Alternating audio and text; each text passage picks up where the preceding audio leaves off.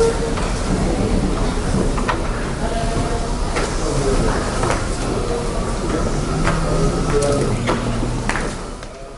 Reserse Kriminal Umum Ditreskrimum Polda Aceh menangkap terduga pelaku eksekutor penembakan dua warga Kecamatan Indrapuri Kabupaten Aceh Besar berinisial FR alias SC pada Kamis 16 Juni 2022. Kabid Humas Polda Aceh Kombes Pol Winardi mengatakan FR alias SC merupakan eksekutor yang menembak korban menggunakan senjata api laras panjang jenis M16.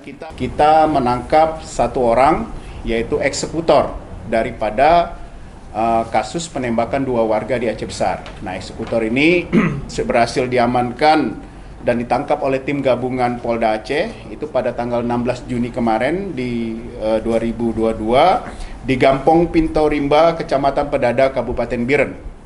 Nah, kepada tersangka ini inisialnya FR atau alias MU, karena nama FR ini tidak dikenal di kampungnya. Ini yang kita tangkap di Kampung Pedada ini adalah merupakan kampung daripada ayah tersangka, alias juga SC. Jadi tersangka ini kita berhasil amankan satu buah HP Nokia jenis Nokia 105, dan saat ini senjata api masih kita lakukan pencarian. Nah, dari keterangan tersangka kita peroleh bahwa senjata api laras panjang yang digunakan adalah jenis M16. Saat ini pelaku sudah diamankan di Polda Aceh untuk dilakukan pemeriksaan lebih lanjut.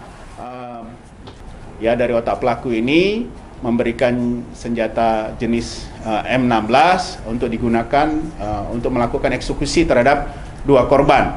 Nah, kita lakukan pendalaman, masih kita lakukan pemeriksaan secara intensif karena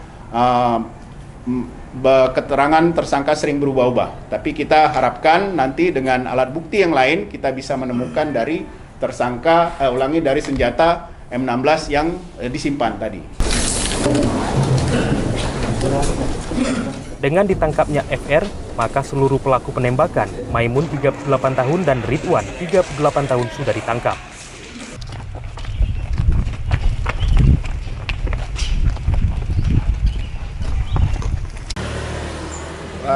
Mi